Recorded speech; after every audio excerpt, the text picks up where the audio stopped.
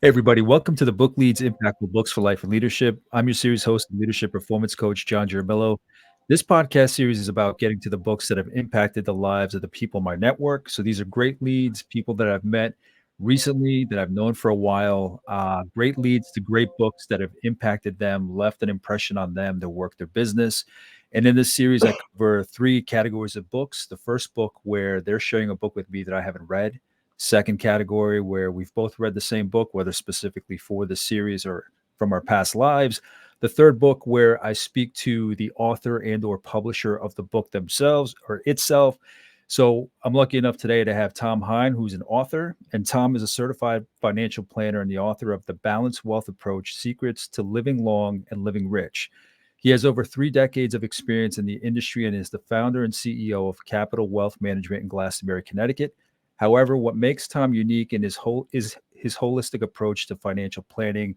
He believes that true success is not just about building wealth, but also about maintaining good health so that you can enjoy the fruits of your labor. Drawing from his background as a financial planner and a fourth degree black belt in Shotokan karate, Tom aims to incorporate health and wellness into his financial strategies. Tom hopes to help his clients work towards their financial gains while also inspiring them to lead healthier and more fulfilling lives. And I was lucky enough that Tom had heard about the series, reached out about being on the series, got to know each other's work back and forth, determined he'd be a great conversation to have, especially I love the mix of financial planning, the health aspect, and I've always loved the martial arts. So I love that he can infuse all these things into one set of tools for his clients and listeners in areas such as this. So Tom, thank you for joining me. Well, thanks, John. I'm so excited to share the wisdom of what I've learned with you and your audience, and looking forward to a great conversation. We'll call this the Thanksgiving fireside chat. How's about that? Absolutely. So Tom, to start off, who are you today? Can you just obviously I read the bio. Can you just give some insight into the work that you're doing in the day to day today with your clients and your business? Yeah, thanks. So day to day, if you will, when you put on your, I call it, your daytime uniform, in one sense, we're a typical wealth management firm in that we're guiding clients on their portfolios, helping them do their estate planning, coordinating the taxes with their tax preparer. We're doing the things that we want to either help people in their 20s and 30s build their wealth, which is one set of challenges, and those beyond, let's say, 45 to 60 tranches to continue building the wealth, but being very mindful of taxation and retirement. And then there's a tranche of people in their 60s and beyond who already made it to the retirement finish line, but now they got the rest of their life to work on in terms of kids, grandkids, philanthropy, and that area. But again, the health theme follows throughout all three tranches. For those under 35, it's probably more mental health and wellness for the Mhm. reasons, you and your listeners know about the challenges of keeping up with social media. But for another group, it's their physical health and well being as they're working hard to build their portfolios. I want them to be around to enjoy it. And my favorite expression that clients know me by is, what good is a 7-figure portfolio if you're 6 feet under? Right? That encapsulates it. Absolutely. So, Tom, to get a better idea of that, how is it you infuse that kind of mindset into the work with your clients? Is it a separate workshop? I'm assuming you do it regularly, it underlies the work, but what does that look like? How do you infuse the actual work of financial planning with that health guys, that health focus? Yeah, that is the $64,000 question. And I would say, John, first of all, it took me about a decade. I've had the idea for years, but a decade to figure out to weave it in, because it's not a natural evolution. But let me just give the audience a little bit of background. So, those of us in wealth management often get involved at some point with, let's say, life insurance, disability insurance, or long term care insurance.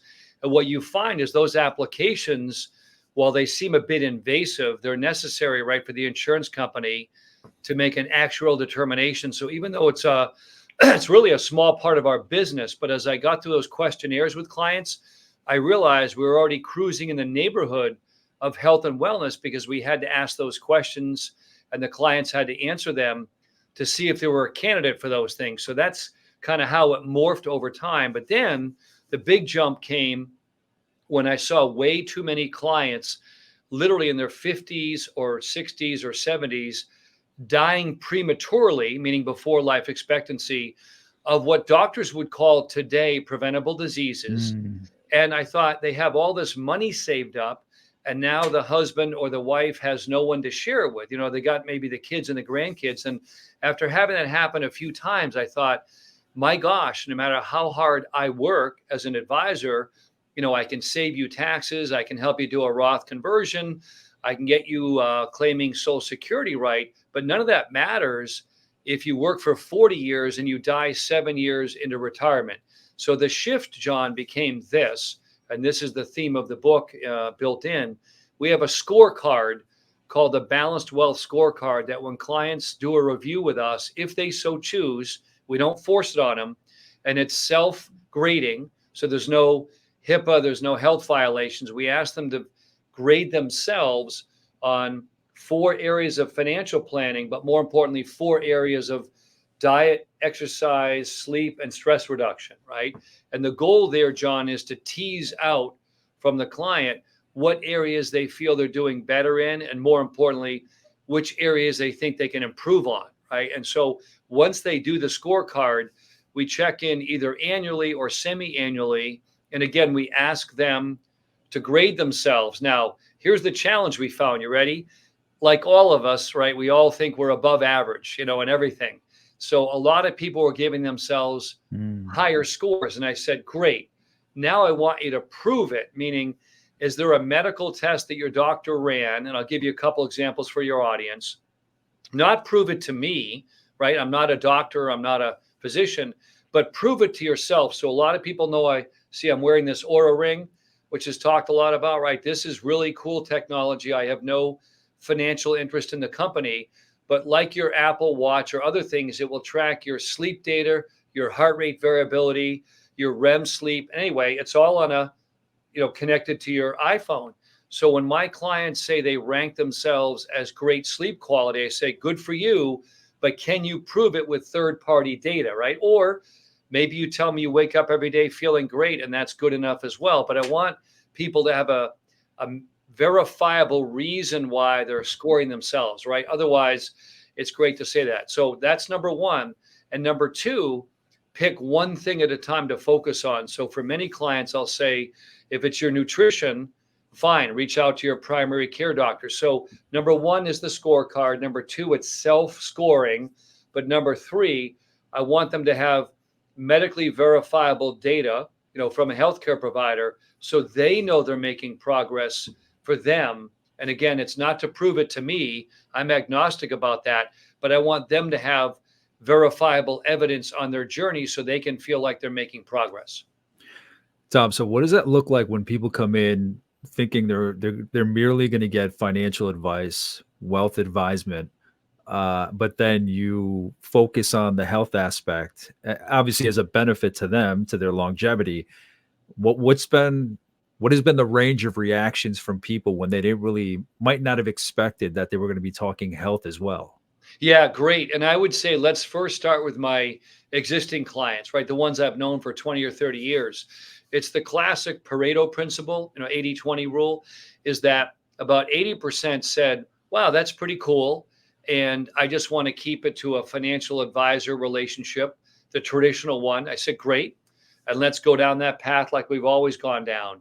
But about 20% of the people said, have dementia in my family. We had early Alzheimer's. We had a cancer scare. Someone got in a car accident. In other words, the more we teased it out, I said, okay, how did that affect you? Maybe it wasn't yourself. Maybe it was your family member. And the conversation is generally no more than 20 or 30 minutes. But when we're done, what I like to say is, all right, you want to become CEO of your own health, right? I want to empower them to be more proactive. And I go, here are some steps you can take. And then I give them, we have a website that has all the books that I've read, all by, medical doctors, has my book that on the back of mine will be vetted by several MDs, that read my book. So I want to make sure they have a place to go to, like a library of information that they can start to look at. Of course, I direct them back to their primary care.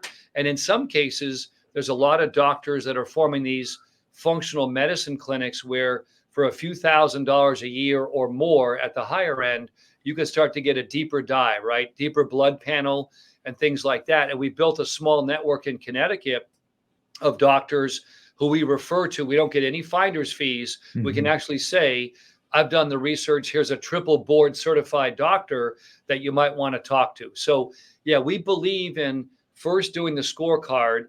And then I let them know that it will not offend me if they do the scorecard and go, you know what? I'm going to take my own journey of balanced wealth. Great, go for it.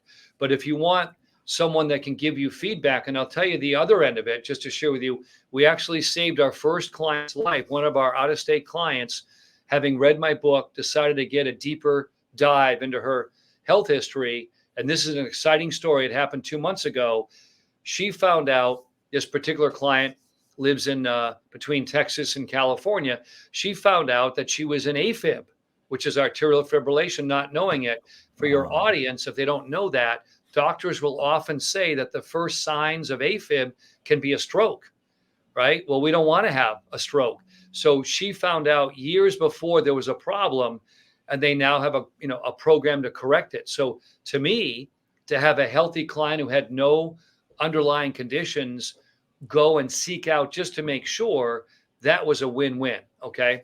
A second one has emailed me information on a family member had gone through Parkinson's, and I'm getting that to my doctors saying, can you give some feedback to this person of maybe the cutting edge research they don't know they might want to be on top of? So that's the extreme end. On the good side is clients that we've known for a while that trust the process. We're not charging for it. We're simply giving them, we're pointing them in the right direction, John, to take a step further. Because when I grew up, and maybe as your, for your generation, it was always go to the doctor for an annual physical. He or she tells you you're fine, but inside your body is giving you signals all the time. Most of them are good, but some of them may be like, hey, there's inflammation here. There's all these things going on. But we were taught, don't go to the doctor until there's a problem, right? The challenge with that is that problem may be further down the path, then may be more difficult to correct than if you go for a proactive screening. So those are the things. But I do share with people that this is their own journey. They have to pursue it on their own. They're going to have their own doctors. And my job is just to be a sounding board to saying, here's a great book to read on, the latest trends in functional medicine, or if you're into podcasts on that one. So all we want to do is be a sounding board, not giving medical advice, not giving direction, but enough that the client can say, you know what, I need to know more in this area. And then I want to say, here are some resources for you, or more importantly, here's important questions to ask your primary care doctor you might not have thought of. And then that begins their journey. But we focus primarily on, obviously, the wealth management portion of what we do. Yeah, and that's great for them where even if they admit, well, that's not what I came in for. I appreciate it. Thank you. I mean, even if they keep it to strictly transactional, the client service of the wealth management and advisement, they always have that option to come back anyway. You They, planted it in your head that that's a consideration of yours, that you are a sounding board, that you are doing your research on it. So at least they know from the get-go that they have that option to come back should their tune change for whatever reason. yeah. And more importantly, like one of my classic questions I ask, and again, I ask them to ask their doctor. It's always reach out, or they might have a family member that's an APRN or involved in medicine. I said, your vitamin D level. Now, a lot of people didn't know through COVID. A lot of people didn't check their vitamin D level, didn't know they should. But there were studies done in Europe about the correlation between those people that had to enter the ER, for the wrong reasons, and the low level of vitamin D, for example. There might have been other issues, but there was definitely correlation. So doctors were now starting to screen for annually. And I tell all of my clients, most insurance companies include that, but you have to ask for it a month ahead of time, John, because you know how the doctor reaches out and says, hey, you go to Quest Diagnostics and get a blood panel, but you want them to check off that box to check your vitamin D level and be proactive about it, because if you don't ask for it, it's not included. in many plans. All right. But it will be, it's covered, but it's not included in the standard panel. And maybe it may have changed since COVID, but even the last few clients I spoke to, I said, if I were sitting in your shoes, I would proactively ask for this on my next blood screening. And so I feel like we're giving them value add. Yeah, it's just a completely different world from my parents. Coming up with a young family, it was almost like, yeah, you go to the doctor when you needed to, versus now where it is very preemptive, very proactive.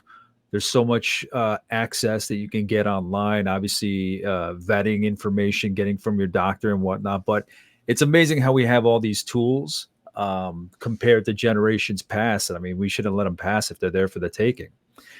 Tom, when it comes to you, your career, how did you start off? What I always ask this of my guests. Got an idea for who you are today, the work you're doing. What did your path into your career look like in terms of whether it was figure about college age? What were those first couple steps you took into whatever it is field you wanted to go into at the time? And then how did that lead to now? Yeah, thank you. And that's part of the journey. So I mentioned this in the book, but the backstory was where a lot of people may have health challenges later on in life. Mine began at birth. So I almost didn't make it. The story goes that I had a bad case of asthma, but when in the 1960s, they call it croup. And who Mhm. even hears of the word croup anymore, right? CRUP. Well, long story short, I had to be isolated in an oxygen tent for about 5 to 7 days. This all happened when I was under 2 years old, so I don't have any conscious memory, but the body does remember that.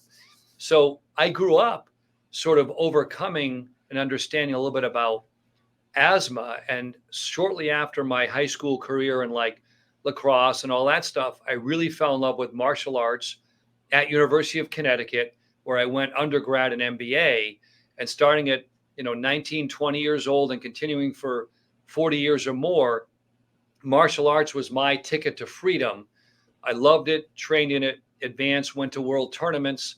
And in that journey, I had a choice to make many years ago when I was in corporate America. And the choice was work more hours to get to the top, but you sacrifice your health, or leave that world and form my own investment firm, which is a lot of work up front, but ultimately leads to more freedom. And at the time, it was not common to walk away from a potentially good corporate world. But as I write about my book, I was giving up or asked to give up all these nighttime workouts in the dojo in martial arts. And at this time, I used to commute either from Fairfield County, Connecticut, down to Manhattan to train under Sensei Mori, one of the most esteemed masters of Shotokan karate. Or when I was on a project in Manhattan, I used to take number 7 uptown and go to his dojo on the Upper West Side. So I was asked, if you will, to make that choice. And it was not easy, right? Because we were told work harder, accumulate more assets. But I really listened to my body. My body said, but I'm happier when I'm training. I feel Mhm. better. I feel more balanced. So back in the late 80s, early 90s, that transition happened for me to leave that universe. And I'm not against the corporate world at all. I'm just saying I chose to leave that to form my own company. And in doing so, I kept my workout regimen of martial arts. I added some yoga, I added some boxing along the way. But that was really got me started, John. The ability I could have both, right? I could have a nice career where I loved helping people with their money, and I still do, but I didn't have to give up the things that I thought made me a better human being, made me easier person to be around, better for my children.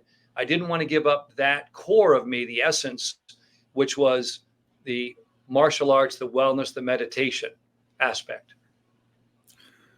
So Tom, for you, first going back to your schooling, just because I'm always curious, what was it that influenced you to go into business and the MBA? Was it family? Was it, your network within your family circles? What was it that put you on that path? Great question. So, like a lot of your listeners, these events happen to us in life, right? We can't dictate what occurs to us, but we can dictate our reaction to things. So, the biggest one was when I was a summer internship. So right about my son's age, right? 17, 18, 19 years old, I worked for a company outside of Boston called Prime Computer, which was in their heyday. They were like a mini IBM or a digital. They were selling tons of computer services to companies around the East Coast. And I happened to work there as an internship. My father happened to hold some stock in that company. So at this time, John, I have no idea I'm going to be a wealth advisor. I know a little bit about the stock market, but I don't follow it. I'm your typical teenager. But one day, 7 or 8 vice presidents, and this is before the internet, before the cell phone and all that, these 7 vice presidents quit and leave Prime Computer to form their own company. And I came home that day and I said, Dad, I don't know a lot about the stock market, but 7 people leaving a company at the high end can't be good news.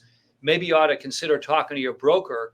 And he did, and selling some shares, which he was able to gain a very nice capital gain. Later on, 2 years later, the company filed for bankruptcy later on, right? Little did I know that being at the right place at the right time and hearing that knowledge, and my father and mother used that money to buy a small property on Cape Cod, which appreciated 500, 5 or 15 yeah. times the value just because of that one smart decision. So I would say, John, that planted the seeds in my mind of what it's like to have timely, relevant financial information to make wise decisions. And that probably got my brain thinking, hey, this might be a good career. Gotcha. And then, Tom, was it just you, or was it some kind of influence or guidance from someone else when it came to the decision you wanted to make about, listen, do I just grind it out and do the 40 hours or 50 or 60 hours a week, or do I focus more on the karate and, and then build my own business? Was that kind of you just from the wisdom of doing the karate and just the focus of that, or was there some kind of influence from outside, somebody kind of help you guide you in that decision? Yeah, I would say there were 2 or 3 people that were key in that. And I would share with your listeners, if you believe in, the goodness of the world and meditation and mindfulness, there's a famous quote about when the mind is quiet, the world will show itself to you. So I would say be open to mentors, right? Mentors of all types. And by the way, the mentors can be of any age. They don't always have to be older than you. They can be younger. So I'll give you the 3. One was I was in grad school getting my MBA, and I was thinking about getting my PhD. I love finance. I love the idea of money, but they said to me, boy, Tom, 2 things. One, if you're going to go because you had your undergraduate and your master's at UConn, you have to go somewhere else, for your PhD. And I love the Northeast, want to be close to my family. And they said, look, if there's an opening in North Dakota, Idaho, Wyoming, you got to move. And I thought, okay, fair enough. I didn't want to do that. The second thing was, you might have heard the term publish or perish in the academic world, right? I love writing, but I love writing at my own pace. In that world, you have to publish periodically to get tenure. And I thought, back in that era, when would I have time to do all this writing, if I'm doing my martial arts? So those 2 themes were something I incorporated about, okay, this is probably not the path for me. In addition, my parents were great guides for that. And then the third thing was, talking to, at that time, friends and peers. And at that point, financial planning was just getting into its own. It was just starting to become its own. It wasn't, being a CPA. It wasn't being an attorney. It wasn't being a stock jockey. Financial planning was kind of covering all those areas. Mhm. And I realized that just at the wave of the beginning of that, if I had this love of finance and a love of health and wellness, why not do my day job and build my clientele, but still pursue my dreams at night? So, yeah, my parents, my professors were great. And then basically peers. Those were the 3 sources for me. And not all in that order, but they all kind of morphed together for that. Yeah, beautiful. Tom, when it comes to people that I have on my guests, I'm always curious how who they were as a kid shapes or shows up in the work they do today. I've been fascinated by that. It Yeah. always comes up. So, does it make sense for you, considering who you were as a kid, the type of kid you were, the environment that you were in as a kid? Does it make sense? Not that the path was going to lead you here, but does it make sense? How do you reconcile your childhood and how you were, where you were, the environment that you were in? How do you reconcile that to where you are now and the work that you're doing? Yeah, it's huge, John. And thanks for bringing that up. And for all of your listeners and those that watch you, I can't emphasize enough that your family of origin, if you do a deep dive, and I'll give the audience a benefit of mine, that everyone goes through, or many go through some level of trauma at some point in their lives. A lot of entrepreneurs that I know were successful because of overcoming that trauma, as a child or a teenager, whatever. So, number one, that is huge. Mine was the case that my older sister and I had to help raise a younger sister who was born mentally handicapped. So, you can imagine today there's a lot of support networks, but in the 1960s and 70s, there were virtually no networks. My parents had to go and physically meet people who also had disabled children. So hold that thought, right? You call family of origin and trauma, but if you understand what you had to overcome, a lot of those skill sets, John, are then applicable, right? If you call it the arc of your career, they're applicable later on. You just didn't know at the time. Second thing, equally important for me, was I was exposed to martial arts as a teenager, not the same style, not in Shotokan, the one that I'm in today, but it was Okinawan style. My master then, who's still alive today, was against the last team to spar against Chuck Norris's team in the 1960s and 70s. So that trajectory is pretty cool. And I mentioned that in the book. So I was exposed to me at the time that my family was going through a lot of trauma because of Amy, my sister Amy. I was exposed to martial arts. Little did I know that would be my saving grace. So, yes, I would say for a lot of your listeners and some of the coaching programs that I'm in, you'd be surprised how people don't do a deep dive on what they grew up with. Maybe they had a great family and that's phenomenal and that has its Mm, own benefits. Maybe they didn't have the ideal family, but they haven't done a deep dive on, well, what did I learn from that? What skill sets did I have to develop, like self-reliance, independence, and all that? And to me, if you get a handle on that early on in life about what happened to you, good or bad, in your childhood, and the more you're conscious of it, boy, that can give a huge springboard for you to go, wow, I'm really good. And I can just share you one of my mentors and strategic coach called Dan Sullivan. You can look him up. He's got podcasts galore, but he goes, who you were at 6, 7, 8 years old, that's who you really are, who you were as a kid, and you don't know it. So the last thing I'll share with you, John, you'll appreciate, what games did I love as a child? And this is a subject for another book I'm going to work on someday. I loved Monopoly, right? No surprise, got involved with money. I loved Risk. Remember the game of Risk where you had to figure out yep. how to allot your armies? And I loved also the game of Life, right? Life was where you go around the board. It says, have a family, get whatever it was. So think about those three childhood games. And there were others too, but I love those. And looking back, it's no surprise when you look at Monopoly is about money, right? Risk is about risk, which is the stock market, and life is about life. It's no surprise That's that I hilarious. aggregated. So one of my books will eventually be about Yeah. childhood games and how they can shape our future. That's a great concept for a book. And yeah, that plays beautifully what you said about, I think you said Dan Sullivan, and his saying, who you are at 5, 6, 7 is who you are. It resonates with me because I have so many clients where when they're frustrated, when they're down, when they're discouraged, it's because they've given up somehow on that passion that they had, that childlike wonder, that awe that they Yep. have for life, for what they want to do for their family, whatever. Like you said, you had the same kind of situation where you're like, okay, I can do the rat race, I can take that script, I can follow that script through, or I can stick to what I'm fired up about. Hmm. So most of us don't have that knowledge, that foreknowledge that you had, to that wherewithal. Um, and I feel like when they hit their stride, the people that I work with, is because they go back and they pick up those pieces that they left behind. They go back and pick up the passions that they left behind. And most of them are about helping people with their own natural gifts. Yes. But there's just something about, high school, college, here's the script, go into it. It's like, that mold, that constant mold. But I love that idea that who you are at that age, I mean, that's who you are.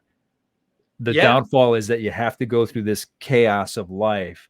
And by the time you do end up in this happiness, this clarity, is because you've come full circle. You are that person again with, a different environment around you. You have your career, maybe you have a family, but it's like who I am now, right now, I'm most at peace in my life right now. And it's amazing how many of the lessons, how many of the thoughts that I have trace back to the same way that I thought as a kid. But you're always exactly. thinking that you have to go out there to find what is you. Meanwhile, you're literally sitting right on it. Right. A lot of times too, if you're able to reflect on, what were the most fun things you did as a child, everybody might think, oh, it's the same thing, birthday parties, bowling, whatever. No, no. If you drill down, like we used to play hide and seek. We loved that in our neighborhood, right? We had Oh 30 yeah. kids. It was the baby boom generation. And I wrote a short story years ago in college about it. But I remembered it was all summer long. I mean, these games, John, would last for hours. And I realized again, life changes. I don't, it's not done Yeah. anymore. But Yeah. boy, what great social interaction. We knew which kids were the fastest. For me, Yep. it was George and Jimmy. You had to spot them before they tagged the goal, right? Yeah. Or we knew Uh, which like the girls were great at hiding. They'd find these like amazing, we used to call them like the sniper hideout. You couldn't find them, right? So looking back, we played kickball all the time. So whatever it is, I look back on that and I'm still friends to this day, and I read about it with guys that I played with in the fourth grade, and we still go like, we'll have golf weekends with the guys or whatever, but I'm still friends with them. And I yeah. find that fascinating. So yeah, I do think, and again, not every childhood was rosy, but there's always these vignettes, these moments. They said, as you said, I was at peace, or I had fun, or I had joy. And you want to go, okay, what was it about that? And maybe it was, my best friend and I used to go and hike in the woods, and discover new trails at a time when you could do that. Now you got to be careful if you're going to be alone. But the point about it is, don't be afraid to go back to that and figure out what parts of that life made you whole. And for me, I happen to be able to combine the money, the board games with martial arts. And I would argue that the martial arts gave me the energy and drive to overcome obstacles, but the joy was in piecing together monopoly and life and risk together in a way that now matches, financial planning, which really is all of them. So yeah, I do think the seeds for many people on their future ideas. My only cautionary tone, and this goes against maybe what people were told years ago, but I like what the guys on Shark Tank, like Mark Cuban, will say. He goes, the worst advice I heard him say, where he says, like, find your passion and live it. No, because your passion, maybe you can't make money at it right now. So, Yeah. it's Yeah. okay to have a passion, Yeah. but they always say this, and I'm sure Kevin O'Leary says, right, find a way to make money first, ethically, of course, right? Find a way to make money. And then once you're making the money, say, okay, is this in alignment with my passion? If it is, fantastic. If not, chip away at things you can do like I did. So you have your day job and your passion. The reason is, do not force people to go follow their passion and then rack up tons of debt. And then you spend a decade, right? That's not a good solution. So I often people will hear people say, well, this isn't my, the job I'm in isn't the job I love for my life. I go, okay, if I'm counseling a client, that's okay.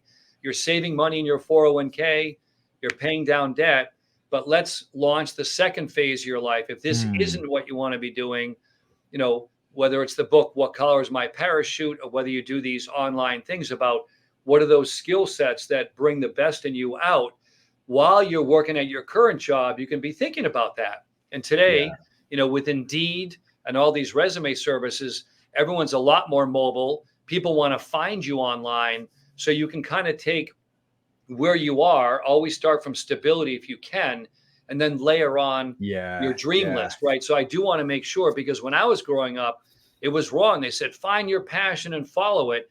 Well, 1 out of 100 might say they made it, but the rest of us, you can't just have a passion and make money on day one. And it's not realistic to expect someone to do that unless they have family money behind them or something like that. Yeah, I thought about that just yesterday, literally, in terms of thinking about my kids and what I want for them, that I want them to be happy. And I thought about, what is that way in the future for them, or establishing it now for them where they have that some kind of passive income where it's building so that they have their needs met so that they can pursue their passions. Or there Yep. may be instances where, yes, dad, I have a passion. I feel this is my purpose and I can make money. Now, for me, it's never about wealth or success or extravagance. For me, I'm blue collar through and through, son of immigrants. So for me, just a stable paycheck, Yep. ability to save, ability to invest and whatnot. For me, that's fine for me. But I always thought I've been thinking about that so much. And it what you were saying was, okay, if you have a passion, you can't just follow it blindly. And I remember there was a book, and I was trying to figure out which book it was, where it gives an example of a guy who is reading about Zen monks, and that's it, that's his passion, that's what he wants to do. He enjoys it doing it in his everyday, something to the effect of he sells everything and he moves to a monastery overseas, and he turns out that he hates it. So the story is telling you not to follow your passion. But at the same time, it's like, okay, you can follow your passion with that caveat, with Right. due diligence, to be smart about it. So I like that idea of just, you don't have to give up on your passion, just be smart about it. Um, Tom, when it comes to you, what does leadership mean to you? What does great leadership look like? Yeah. Great leadership um, comes in many forms, but I would say one, asking the right questions, right? A lot of leaders we think have answers, but the brightest people, and I look at, if you ever seen an interview with like Warren Buffett, right? When COVID hit, I'll never forget, people were asking him great questions, right, about the market. But you know what his most common answer was, John? I don't know, right? And Elon Musk, recently I heard him on with, Joe Rogan. And whether you like him or not, I know he can be polarizing, but I'm objectively looking at him as somebody Yeah. who's built something and made a dent in the universe. But if you hear, there are sometimes when Joe Rogan asks him a question, and there's a very long pause. I thought there was something wrong with my Wi-Fi signal when I was listening to it, Yeah. right? Yeah. Because Elon, really, you're talking like a 10, if you're listening, 10-second pause. So I would caution all of us. A lot of times, John, we don't know the answer, right? And I Mm, share with people, it's okay to go, something?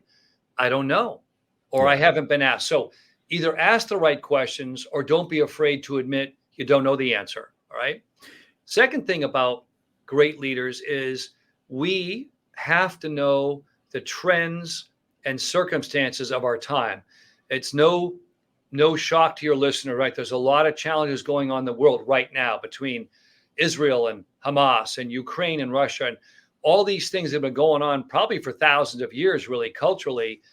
And now we all in a news cycle that's 24/7 have to deal with it. And what I want to say is, regardless of which side of this you're on, and I don't think of it as good or bad, but there are two views here. You have to know that the environment we're living in now is much more volatile. They actually call it, there's a term for it in these times, but basically it has to do with volatility, uncertainty, um, awareness of what's going on, and those are things you want a leader to know. You want a leader to know, what are you thinking, what are you showing, and how are you guiding us. So for classic one, if anyone hasn't heard this, this is caught online a few years ago. It's called VUCA, Hmm. VUCA, volatility, uncertainty, complexity, and ambiguity, right? VUCA. So there's people that have written articles on this, from Harvard Business Review, on what is it like to live in a VUCA, VUCA world, because it is volatile, it is uncertain, it is complex. So I think a good leader should have strategies to guide people, not answers always, right? But strategies. Now, what's mine? Guess what? Yeah. I was just about Health to and ask you. wellness, right? Health and wellness, John. I don't care whether you're an artist, a chef, a bartender, a truck driver, or a CEO. We all need our health. I think we need our health at a higher level now to deal with the stressors of modern life, Mm, right, than we did 20 years ago. So That to me, when I tell my team or my clients, and they hear me talk about all the time, managing your sleep, your stress level, we all need to do that, especially in a world where things are changing so rapidly. So leaders ask great questions. Leaders are not afraid to say, I don't know, I have to do more homework. And leaders should know the themes of the world we live in today, because you can't be so ivory tower that I tell people, right, go and meditate every day, run 2 miles, get massages. Like, that's not practical. I've got to work 40 hours a week. I've got kids to raise. So you have to know the environment that you're living in so that your advice resonates with your audience, if that makes sense. Oh, absolutely. The first answer you gave, asking great questions. Somebody had asked me when I gave a talk at CCSU last week, what if I'm talking to somebody, what if I'm networking, what if I'm doing this or that, and they ask me a question and I don't know the answer. I'm like, just say you don't know. Say Mm-hmm. you don't know, but maybe come back with some questions. Maybe come back with things that you do know about or that you're going to investigate what they asked about. To me, if somebody doesn't know, that to me is not the end all be all. Right. For me, it's the next step. So are they just leaving it at that they don't know and that's it and the conversation ends there? Or are they going to come back with some questions? Or are they going to ask where I can get information? Are they going to demonstrate that they have curiosity enough to say, okay, I don't know, but I'm going to learn it, especially if there is some kind of follow-up point, maybe it is a boss and whatnot, but are they curious enough to say, okay, I don't know, vulnerable and strong enough to say, I don't know, curious enough to follow up to prove, okay, even if I don't know in this moment, I will go out and see what I can find so that I can contribute to the conversation if they want to.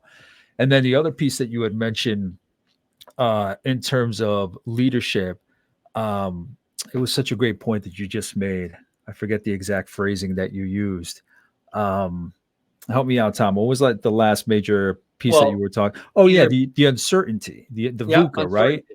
Yep. Um, just the I've talked about this several times on this series. It's just we're living in different times than our primitive minds can handle.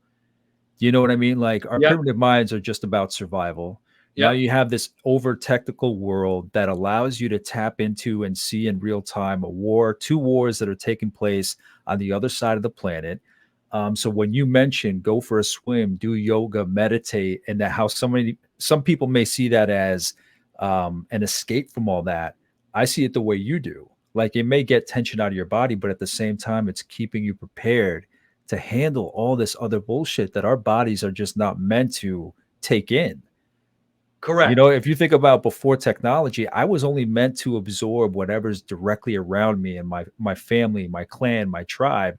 And Yep. now I got to see everything, every stressor across the world. So I love that you bring up those 2 points about asking questions and then just recognizing that there is volatility, but in a manner controlling what you can, staying ready. I've read like David Goggins' book. I've read another book by a guest of mine, Brad Ritter. He talked about doing training that was comparable to Navy SEALs. Yep. And as I read these two accounts, I'm like, why are these guys doing this? Yep. They're I know, Goggins was preparing, he was in the military, but I'm like, why are these guys doing this if they're not enlisted and there's no impending anything coming that we know of? Yep. And in the end, for me, it was about much to what you're saying is like being prepared, Yes. just being prepared. And at the same time, even though you're not preparing for something specific, there's a ripple effect to the example that you're setting and the way that you train, whether it's martial arts, whether it's running, whether it's ultra marathons, whatever it may be. So I think those are two amazing points that you just made. Thank you. And also, again, I try to think of where your, listeners or, your watchers might be right now. So if you think about it, there are some people that are fortunate enough to have a game plan of life. They're executing on it. They're making progress. Good for you. That group, I would share with you, be aware of what's called the gap and the gain. Famous book by Dan Sullivan talks about we sometimes incorrectly measure ourselves against what? The horizon, where we want to be, which is perfection, correct? We look forward. And when we don't hit that, we get disappointed, depressed, and anxious. But what Dan argues, and it's brilliant, he came up with it. If you look backwards, so I'm going to do a physical move here for the audience, but if I turn backwards to say, where did I come from, John, right? Where is my journey?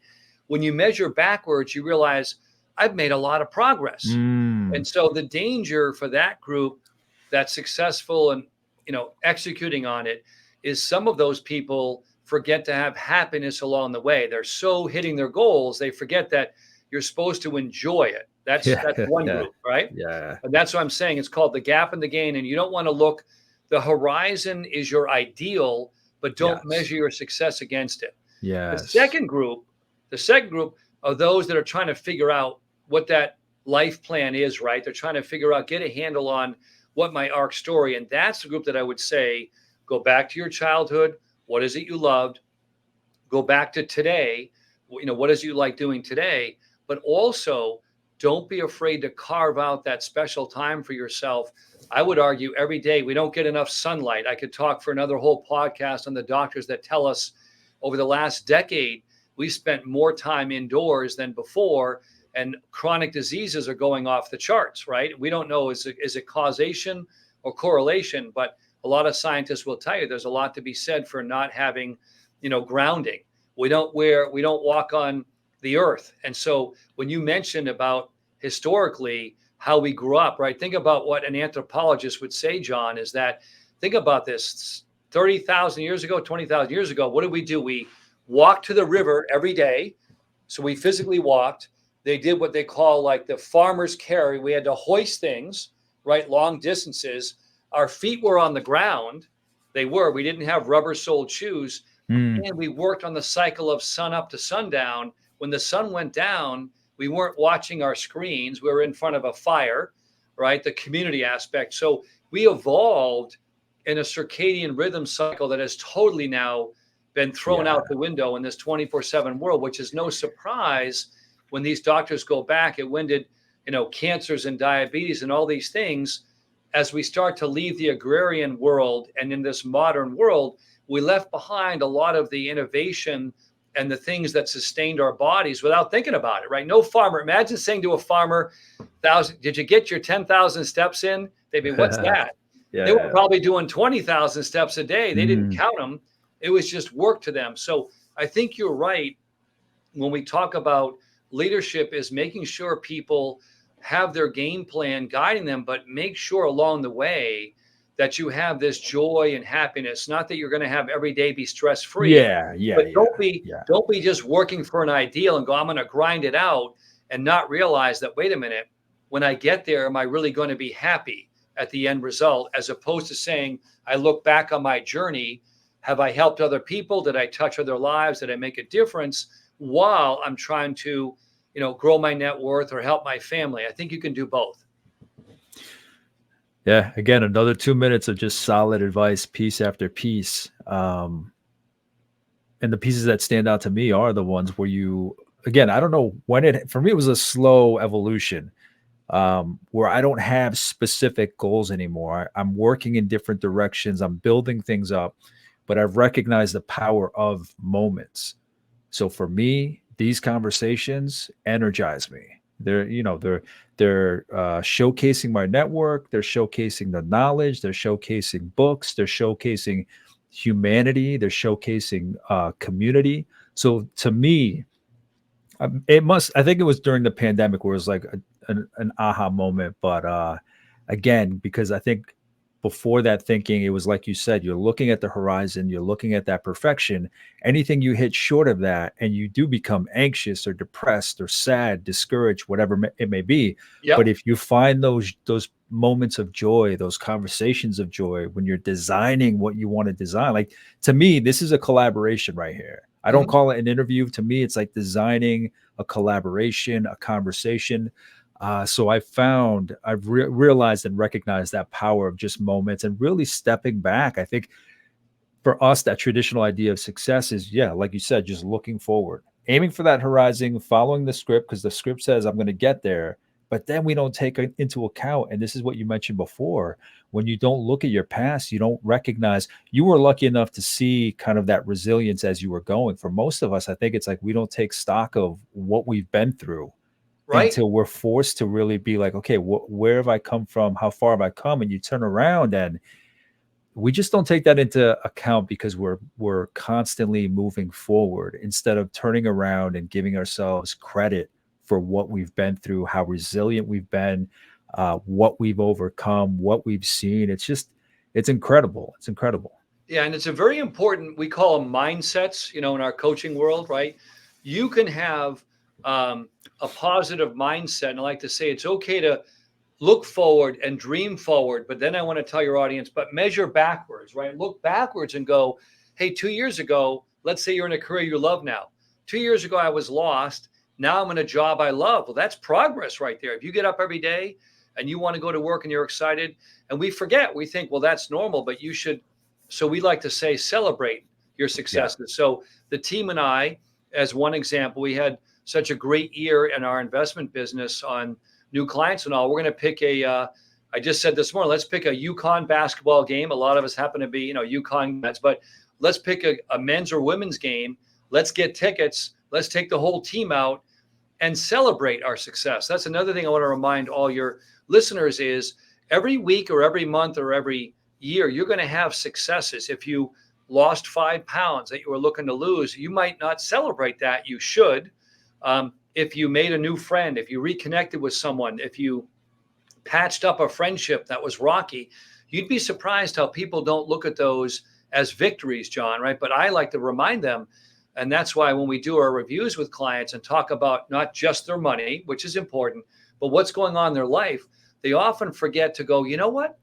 Yeah, you mentioned that was worth celebrating, and I just glossed right over it. I just figured it was Yeah. one more thing. So another important thing as we head into an economy that by all accounts will be a little bit choppier next year, I want to remind everyone, regardless of what line of work you're in, literally celebrate your successes. And what I mean by that is, whether you go for a walk with a good friend, like you say, we're in New England now, right? Because of the time zone difference, maybe you cut out an hour early from work one day and say, we're going to get that 1 hour of walk in, expose ourselves to the sunshine, the vitamin D, and that alone, to take an hour off your day with a good friend and go for a walk, you might think, well, that's no big deal, but actually it's worth a celebration, right? Because you change the script. Another one is, don't be afraid to block off more free time when you can around vacations. Go to those places. Another one might be watching your budget. Maybe you celebrate you paid down your Hmm. credit card debt. You're like, you know what? I knocked an extra $500 a month off my payment. It doesn't mean you go and obviously spend that much more, but you go, how do I Yeah. celebrate that success? Because you're training your brain to have the mindset that rather than waiting for some big, huge goal at the end, you're celebrating Hmm. all along the way. Yeah. And that's the reinforcement. And we do that with money all the time. I tell clients, hey, if you're saving more money than you did last year, if your taxes are lower than they were last year because we made some changes, then you want to celebrate that. And when we have a good year, I do often tell my clients, go and take your family out, right, for a nice meal or go do something because we now have gains in the portfolio. I don't want you to just reinvest them and sock them away for the future. I actually want you to spend them or some of them as a way to celebrate that we had a good year together. So I can't emphasize that enough. Yeah. I think if we fall short between where we are now and that horizon, it's like that's what dictates the happiness. Like, where Yes. am I in relation to that horizon? Where am I in relation to that perfection? More the perfection, because I see stuff in the horizon that I want in terms of mine is more now energy. Mine is more now about connection, meeting great Yep. people, having conversations. The financial side, the family's taken care of, things are good there. Now it's about building those other passions. But yeah, great part of this conversation. Tom, And I why don't want we to hop? add I want to Go add ahead. one more thing because it's a Sure. great tagline, but this also goes along with financial planning and what we do for clients. But I remind them all the time. I say a famous quote. I don't know if it's been attributed to, one was Confucius, one was Buddha. I don't really know the source because I have checked into this, but it's a famous one. A healthy man has 1,000 dreams, but a sick man only has one, right? So I want your listeners to know that along the way of whatever journey you're on, try to be in that healthy man or healthy woman having 1,000 dreams, which is good. Don't be in that. And of course, we can't control everything, but I'm Mm, saying the more you become CEO of your own health and your own finances, the more you'll realize that you have a right to happiness, you have a right to health and wellness, but you must be in control of that. And don't play the victim and let the world take you on that path. I have heard people say, I can't control this. I don't have enough time for that. Well, ultimately we do. It's about priorities, yeah. right? Sometimes we do have enough time, but we're not having the right priorities. So we do something else that may make us feel good for the moment, as opposed to what's the priority to get me where I need to go. And not an easy thing to do, but you want to recognize that, because in the end, when I hear people say, I don't have time for exercise or time for doctors or whatever, I go, if you don't take time for your healthy choices, you'll be forced to take time for your illnesses. And then it's no fun, right? Yeah. I just publishing an episode soon, episode 77 with Cindy Gersh, and she has a chronic disease, and it hit her hard, but and she was in the slumps. She admitted that, but then, and we talked about victimhood.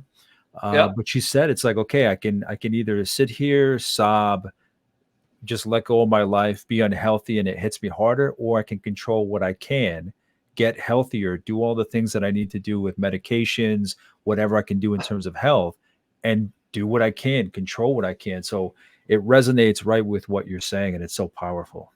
Great. Yeah, because in the end, all of us, as I said, we all have a different family of origin. We all have a different journey. We're all different stages of that journey. But one thing is true: how we react to those stressors, right? How we react and how we process them often determines the outcome Mm, of what happens. So yeah. we can have a tough situation that maybe the short-term outcome isn't a great one, but you can control your mindset. You can say, okay, this is a minor setback. I'm going to figure a way out of this. Or you can go down that bad path, which is, woe is me. Why do I have this stuff happen to me all the time? And the more you say it, I don't have to tell everyone, I'm sure your Yeah. audience knows, you reinforce the universe going, if all you talk about is bad outcomes and life is tough, guess what you're going to get more of? And that's, remember The Secret? You had the guest on that talked about, right? Yeah. That's been known for a long time, but a lot of people don't spend enough time focusing on, what are my thoughts communicating to the world every day? Am I communicating nothing goes right for me and I'm under stress? Or am I communicating, Yeah. I'm successful, I want to connect with people? Now, eventually, enough repetition of thought will get you the people and places you want. I know Joe Dispenza has done a lot of work in this area. People follow him as well. But you'd be surprised how many people know about this but don't actually practice it, right? And you do have to practice what you preach. Yeah, I think with Angelique, the guest that we in which we covered the secret, I think it came up in that conversation where it's like, yeah, you can manifest the good, right? Yep. That's what that conversation is about. But you can also manifest that victimhood. And even with Cindy and another guest, Holly, that talked about her chronic disease, it's like, Yep. okay, you can feel the victim, you can feel the pain. None of this is about being Pollyannish that everything's going to work out. If you have circumstances that are adverse, less than desirable, you can stew in it a little bit. You Right. can you can be you can be realistic. This is where I am. These are my circumstances. Just don't stay there, because then that's when it catches up with you. Correct. And just like investing, we've said sometimes clients have a setback. Maybe a family member passes away or they got to deal with taxes or whatever. But we say that's a one time event, it's a one off. We'll deal with it, but don't derail yourself from your long term plan, right? That's a very common approach. Another one is people will say, I had a bad, interaction with the stock market years ago, so I've given up on it. Well, it's not an all or none, right? It's not a black or white. Maybe you made a bad decision, maybe you had the wrong advice, but don't give up on it, because long term companies like Apple and Microsoft have proven, right, that staying with it Yeah. worked. So that's an important aspect. And the second thing is, along the way, we want to coach our clients that, remember, in the end, you can't take it with you, right? You can grow the money, but you can't take it with you. So either start to create a legacy now, or start to make sure you're doing smart things with your money, because nobody wants to be the richest guy in the cemetery. There's no award for that, right? Yeah. We Yeah. want you to spread the wealth, enjoy it for you and your family. Maybe give. A lot of people don't know the tax code, even today, is very, very generous for people who like to give to charity. Without getting into technicals, you'd be surprised how many clients I tell them, if you give some money away to charity, you can actually reduce your taxes more than you realize. They don't know that. That's our job to guide them. But they'll say, well, I don't have a charity in mind. I go, well, tell me about any diseases your family member had, right? Any challenges. Soon after 5 or 10 minutes, they go, you know what? Turns out I might give to the Alzheimer Foundation or the Yeah. Parkinson's, whatever, because they realized they had an aunt or an uncle or a brother that went through that. And now we're saying you're doing good by helping the foundation, but you're also saving your family tax money today, right? Yeah. That's Yeah. a win-win scenario. And those are the ways you want to get people to think creatively. Yeah. That's another conversation you can have about legacy, your legacy and what happens in general. Just Yes. um so Tom, at this point, why don't we jump into your book? Why don't you introduce your book and maybe just a little story about what led up into its writing? Yeah, thank you so much. So, The Balanced Wealth Approach is the name of the book. And the website, just for reference, is the same thing with a .com at the end, right? TheBalancedWealthApproach.com, where we have the videos and information about the speeches I've given. So, the genesis of the book was this particular client. I made up their name, but let's call them, Dick and Elizabeth. And I'll never forget, I was in my maybe fifth year in the career. So, I've been, a certified financial planner helping this client grow their money. I'm excited to do a review. They're up in everything we did made money, and they're sitting there looking very glum. So obviously, interpersonal business, I'm like, okay, I'm giving them good news. My reading of their body mannerisms suggests that they're not happy. So my brain's going, where's the disconnect? So at one point, the wife says to the husband, honey, is it okay if I tell him? He had just been diagnosed with stage 4 cancer an hour before our meeting. Of course, they're Oh, not going to be happy, but I didn't know that.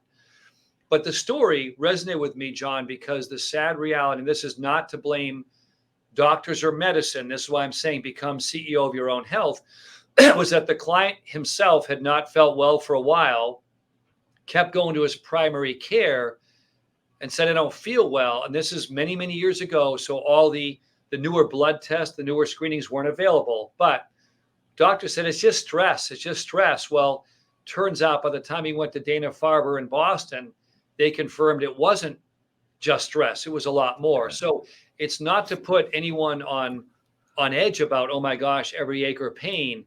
But if you really believe something feels off with you, I didn't want another client to go through this scenario where they didn't feel like they had a game plan. And of course, by Okay. this time, they could not enjoy the money I'd made for them because it was all going to be spent on, his cancer diagnosis. So that story resonated with me so much in my career that I said, but it took me a decade after that to figure out, well, how do I integrate health and wellness because people aren't paying me for that, right? So fast forward, another story along the way happened not too long ago. Another client of mine said, my gosh, you already made my wife and I enough money to enjoy life. But sadly, because of her her diabetes and all, we can't go the places that we want to go to enjoy them. So that was another reminder that people that were busy working hard, accumulating their money, weren't able to enjoy it for reasons that are, preventable, right? So we now know that a lot more people want to be proactive. A third one, probably the most egregious one, goes back a long time ago where a very wealthy client out in Texas worth, millions of dollars. But when I went to do a life insurance review with that person, I noticed that all their free time was being spent running from doctor to doctor, he and his wife. And I thought, well, if you're so successful on the money part, why are you running around from doctor to doctor? And pardon me, no surprise, you know what it was? In order to create that great wealth, the amount of stress they were living under to create the wealth and keep up with spending habits, that was causing the stressors. So it became, right, this vicious cycle of I'm doing well. I want to make more money. I want to cut that next Mm, big, close that next big deal. But the very act of doing that was causing the bad cycle of health and wellness. So in the end, we were trying to guide them on maybe searching for that horizon of that super high net worth. Maybe that's not the right goal now. Maybe there's a different goal to get you where you need to go, where you can still make money, but not put yourself under that much pressure. Right. So I think if anything resonates today, it wasn't about everyone's net worth. Some were very modest clients that had a health setback. Some were very wealthy ones. So clearly it's not related to how much money you had. It was related to, did you take your own, your own control of your own health and wellness early on in life, or did you have the right resources to talk to? And the second thing that I'll dovetail on there is most people spend more time planning a 2-week vacation than they plan for their own health. yeah. So I remind clients that yes, you should take time planning that trip to Europe, but you should also be allocating time to your finances and your health and wellness, and not just think of it as an afterthought, right? Yeah. Because too many of us get so busy doing what we're doing, we actually forget to slow down and go, just the same thing as, why do you want to go to Portugal or Spain? And they'll tell you why. Well, Yep. why are you working in this particular career this hard? Or why are you saving in this manner? Why are you not using, annuities or life insurance or Roth IRAs? So we want to do a deeper dive into the why, as opposed to just being on autopilot. And as you said, following the script, right? Yeah. So Yeah. the book talks about different stories about people reaching their health and wellness journey, but how we interacted with them along the way to get them further along with their money, which is the most important, but further along on this understanding that you have to be CEO of your own health. And then at the very end, I tie it in with some great stories on mental health and wellness too, because that's become a big concern today. If you're under 35 or 40, that is a bigger threat than some of the physical ailments that are down the road. Tom, so how, and thank you for that breakdown. So how do you structure the book in terms of chapters? What kind of path do you take your reader on? You said you've weaved in some stories. What kind of chapters can people find? What kind of path do you lay out for them? Yeah, and I also did an audiobook. So if you're into listening in your iPhone, I recorded the whole book in my own voice as well. It's on Okay. Audible. Okay. But we start off with a story near and dear to me, which is my mother saving my father's life in 1987. And that got me on my journey. I was in the middle of studying for my accounting exam to get my MBA at University of Connecticut. And mom, through an amazing journey, actually saved my father's life. But what did that mean for dad in 1987? That meant he lived 20 years longer. He got to see the birth of my two children and the adoption of my sister's son, right, from Russia. So, what did it do is not just extend his life, but gave him the joy of seeing his grandchildren born.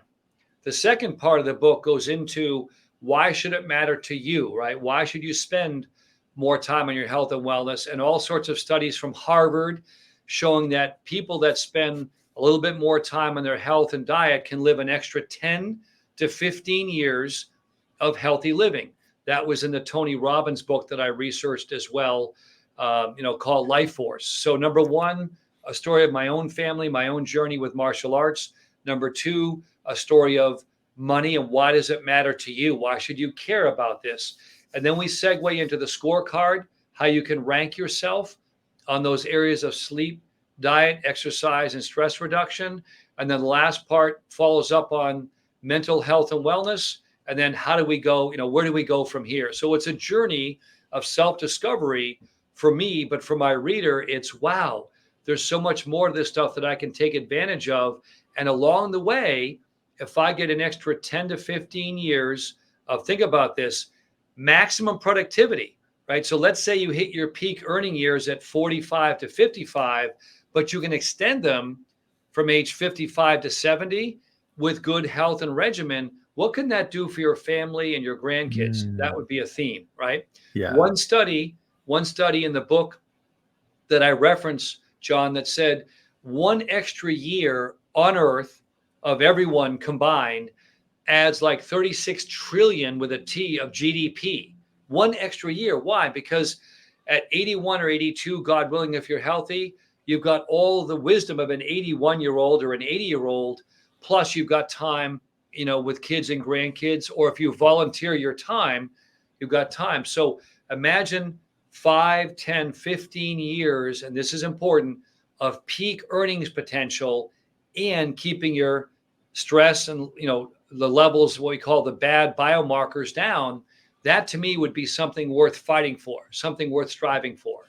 So that's a big theme, Absolutely. because today more than ever, what are we hearing about from millennials, which is my daughter's one of them, right? Saying the idea of trying to marry, buy a house, which is very, very unaffordable for the average person, and raise a family isn't like when I grew up and did that, right? Yeah. So Yeah. they may have to have families later on. Maybe families don't start at age 28, but age 35, for example. But that means that everything else gets pushed back, Shifted back. right? Shifted, not necessarily bad, but if that does get shifted back, maybe it means that your career doesn't stop at age 60, but it stops at age 70. Well, those last 10 years, hopefully, are 10 vitally energizing years, not years of slugging it out, punching the clock, trying to make ends meet. It should be years of, oh my gosh, I've got all the things, like you said, I've got everything in life I need, but I now have 10 more years of wisdom Mm. and energy and Enjoyment, just vitality, enjoyment right? too. Yeah. So that's why I want the reader to realize whatever age you are, it still gives you a roadmap of how you want to evaluate your journey. And there's no shaming in the book. We tell people all the time, every little bit of progress. If you say, I'm going to cut out one dessert this week, and you decide that's good for your A1C, right, to lower your blood sugar, that's a success. Yeah. You decided, I'm going to cut out one dessert. Or I like to say, there's one other thing I want to add, John. We call it the 3-2-1. For some people, no food 3 hours before bedtime, no alcohol 2 hours, and no screen time 1 hour Wow. before bed. Or if you do have the screen time, wear the blue light glasses, right? We want to do that. So the 3-2-1 is a common strategy Yeah. that's adopted in the health and longevity world that will get you a better night's sleep. Okay. The stuff we got to worry about these days, huh? I know. And yet, what's really cool about it is there are simple strategies if you build them into your habits that you can work on that we didn't have to worry about when I was growing up. That right, there was no such thing as screen time after 7 or 8 at night because we didn't have it. But Yeah. today it is a challenge because we have so much more access to it. But we can counter that. So I like to say you can live and survive and thrive in a 5G world, but you have to have 5G strategies to keep up with a 5G world, right? So, Tom, was there a particular moment where, or that kind of triggered you into saying, "Okay, now I need to write this book"? Did people prompt you to? What was the moment, or what was the maybe on and off? People kept bringing it up. What was it that got you to really pull the trigger on writing the book? Yeah, thank you. So even though it's my third book, it's the first one that really veered off. My other two are more about martial arts and business, which was my comfort zone. I would say the third one, this one, the aha moment became as I was talking to clients and running it by them, about this idea, because I always bounce it off them. I said, I just can't find a way to always integrate daily. And one of my top clients happened to say, Tom, that's easy. If you write a book about it and you lay out, a strategy, then even those clients that aren't ready yet, you can always hand them a copy of the book and saying, when you're ready. And I thought, oh my gosh, you're right. I don't have to bring it up at every meeting. If I write a book about it, it's there forever. It's what they call evergreen, right? Is the Yeah. term they use. So it's there and it does use some of the cutting edge trends. And I realized by getting the book in the hands of my clients or the public, I really have delivered the message of health, wellness, and longevity. And yet it doesn't force people to take the journey today. They simply have access to it whenever they want to take that. And that was the aha moment when I said to the client, and I'm a published author, and it didn't dawn on me because the reason is my brain said, I'm not a doctor. Why would I write about this? But then someone said, that's okay. You can interview a bunch of doctors and have some help in the publishing world. And I realized, yes, this is worthy of a project because I can get the brightest medical minds to weigh in on it and attribute it to them. while I'm having help on the editing because I'm a big picture writer, but I had some great help in the background on the editing. So that's the journey of how I got here. So, Tom, then another question I always ask my authors is, I'm curious, in writing it, how did your thinking evolve on the topic? How did your mind shift or mindset change, if at all? What changed inside you or the way you looked at this topic, this focus, as you wrote and put the book out? I'm so glad you asked that, John, because what I learned, and I quote now a very well known professor in Harvard, David Sinclair. If you look him up, he'll probably win a Nobel Prize someday in longevity. But if there's anything I can impart that doctors share with me is that there's our genome, right? What we're Hmm. born with, then there's our epigenome, epigenetics, and every day, John, and this is true. Right after we're done with this great conversation, the sun is out. I'm going to take a 10-minute lap around my building. Why? To get some sunlight. So every day, your listeners and your audience can realize that everything you do affects your epigenome, right? Which is your environment. And it used to be, you ready for this? We were raised thinking it's 80-20 the other way. It's 20% you can control your genes, and 80% is what you were born with. Most scientists today say it's 83-17.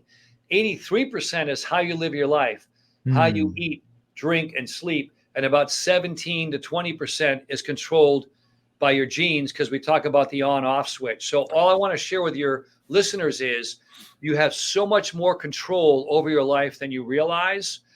And even doctors admit now that what you do on a daily basis, I'm not saying don't run the marathon, right? I'm not saying don't climb that mountain. But for a lot of us, I'm not a marathon guy, I'm not a mountain guy, but I can do, 20 push-ups every 5 hours. I can walk around my building when the sun is out every hour for a break.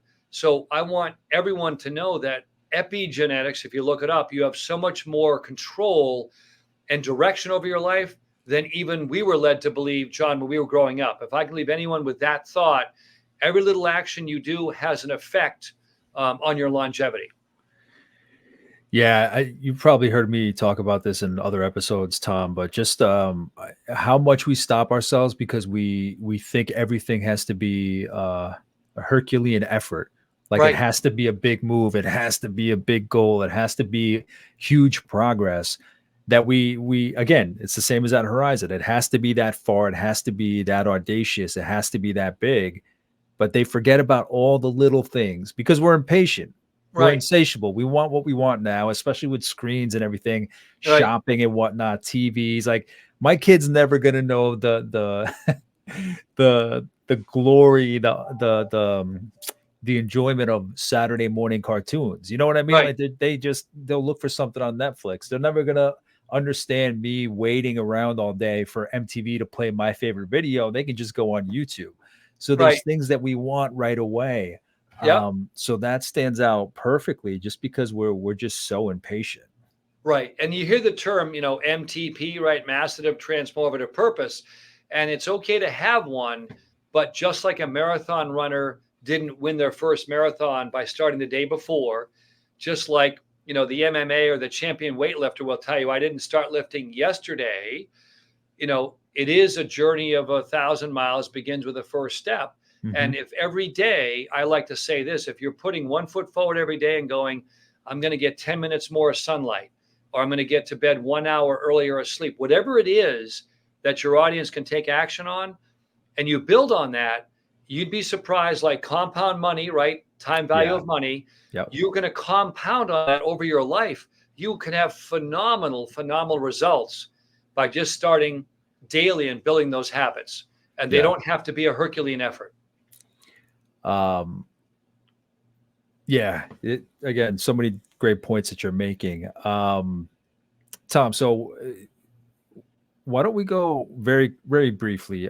You mentioned your other two books. Why don't you just talk about each of those? Again, it doesn't have to be too long. Just I'm curious what year they came out. What were they about? Yeah. So thank you for asking. So I also believe, the quote about when I'm given lemons, right, I make lemonade.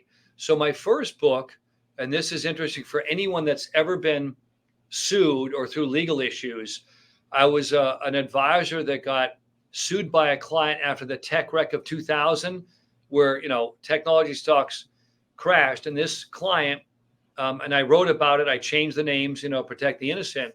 But I was accused of doing something wrong, which eventually a 3-panel judge said I was completely innocent. But it took me 2 years of going Yeah. down to New York, right? And I had to prove my innocence, and it was exhausting emotionally. But when I got done, I was so proud. I said, I've got to find a way, as we say, to memorialize, right? To capture it. But I wasn't a writer. So what did my coaching program tell me to do? Find a writer. So my good friend and co-author John Brubaker, a Yale grad, was my writer. And I sat down and told him my story. We did the research together, and we came up with how to protect your investment practice. But we used the term 5 black belt principles to protect and grow your investment practice, because I had then gotten my second degree black belt in Shotokan. So that was a journey of taking a bad experience in life. And then in the end, some great things came out of it. But one of them was that I wasn't going to hang my head down because I was found innocent, by under what they call an arbitration. But I learned to document meetings better. So after that thing, every single time we have a client meeting, a letter goes out or an email saying, here's what we covered, Mr. and Mrs. Jones. If this Mhm. is not your understanding, and guess what? Since 2006 or 7, I think we've had 2 letters where people corrected something. We've sent out thousands. So we now have a better process that we think is better for the client, but better for my team. Yeah. Okay. So that was called the NASD arbitration solution, because at the time, the governing body, which is now FINRA, FINRA, but it was Yeah. Yep. NASD back then. Okay. So Okay. that was one. Loved it. I did a book tour around the country, made lots of money. And I thought, this is kind of fun, right? A few years later, as I started into acquisitions and succession planning, so I help business owners that are in our line of work and investments, I help them create a backup plan.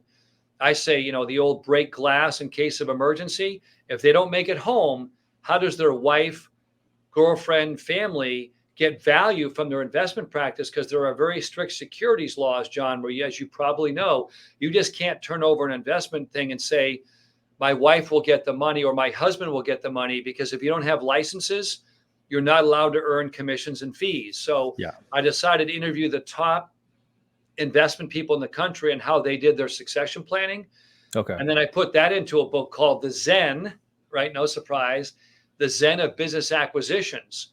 Why? Because I wanted to take my martial arts philosophy of playing the long game, right? Mhm. And how we can create an enduring business where people could then say, I want to create G2, it's often called, right? Generation 2 or G3. So I put that in a book. That one I wrote all myself. I interviewed, and I was fortunate at the time. My daughter was attending Georgetown University in DC. I met a wonderful professor who had a coaching program on how to write a book, Professor Eric Custer, Koester. Big shout out to him. And he guided us. And the book launched 2 months before COVID hit, by Oh, luck. All wow. right. Wow. And yet we had done our Zoom meetings and all that because it was a collaboration of people around the country. So that was an aha moment where I said, oh my gosh, this was so much more fun, because it was about a positive topic, right? It wasn't about being sued. It was about how to create an enduring business.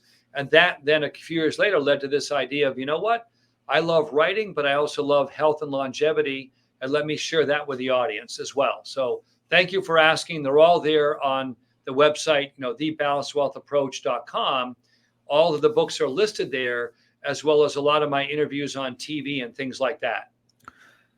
Absolutely. Thank you, Tom. And then I should have asked this question in my series from the beginning, but only recently started asking. We're talking about your book here. What's a book that's inspired or impacted you that you could mention? Something that stands out, if you could. Yeah, that's great. There are so many I love to read, but I'll give you 2. One was the Tony Robbins book, The Money Masters, where he interviewed the brightest people on the planet, obviously Warren Buffett, everyone, about money habits. That would make sense. But lately, and this, I have no, again, financial interest. I have no tie to the author, no tie to the author. But Mhm. one of my favorites I'm reading right now is Peter Attia's book called Outlive. Okay. Outlive. And that's all about longevity and the things that he teaches his patients to do. I hope to send him a nice email telling him, I love your book. I'm a fellow published author. But what's really cool is he has his own journey of how he brought his own patients along into health and longevity. So Outlive is a great one. And then the Tony Robbins one about money. Those are two of the Awesome. nice ones that I read. Thanks, Tom. And just in wrapping up, Tom, is there anything you want to share about what you're up to these days, or anything that I should have asked or you want to mention, share with this audience? Yeah, a couple things. Obviously, we believe in paying it forward. So this year, my firm donated money to help a very well known um, medical doctor, researcher, Dr. Tim Nelson, out of the Mayo Clinic. And he's worked on the first autologous stem cell transplant for children, meaning for heart issues. So we were honored that we donated money to his cause because he is literally helping hundreds of families around the country, he and his team, where when you have a congenital heart defect, there's no known easy cure for that. But he has worked on the ability with technology and all. So one great shout out to that organization that we were supporting. And he was nice enough to send us a video clip. And the second thing really is a message to everyone on all the difficult challenges going on in the world. Don't forget, and this is not, and I'm very down the middle on this, John, the news media on both sides of the aisle, they need eyeballs, right? They need your attention. Hmm. But you want to focus on the good in life. Don't focus on all the negativity because, as we say in the stock market, you're going to have bull markets, you're going to have bear markets, but over time, markets do work. And the Yeah. same thing I want your audience to know is it's okay to be informed of the news, but if you find that it's driving how you feel and it's dragging you down the wrong path, really work on filtering your attention and time to those things that make you feel good about your life, and don't be afraid to turn off certain outlets that just either drag you down or put you down that mindset, because in the end, the journey of working hard, earning money, we're heading into the holiday season with family and friends.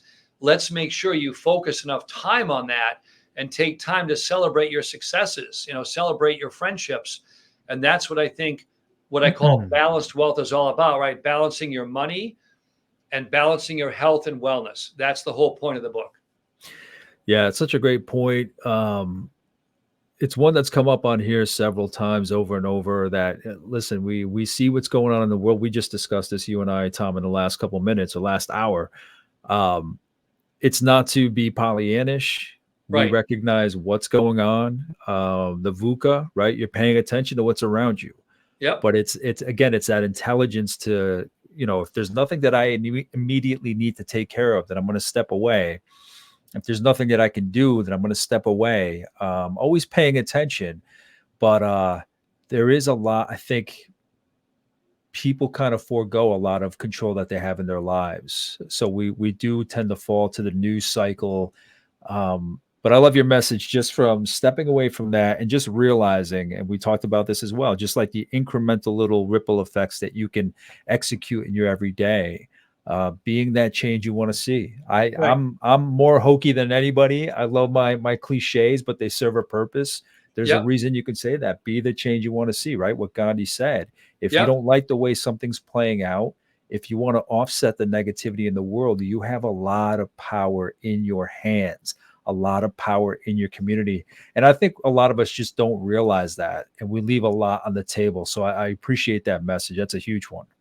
Yeah. And also, in the end, if you think about it, the more health and vitality you have, the stronger you are to spread that That's message of whatever true. you want That's to have. And absolutely that's another true. thing for those of you, and I've seen it in my extended family, but for those of you that are caregivers, caregivers go through an awful lot of stress, right? Whether it's husband, wife, aunt, uncle, mother, father.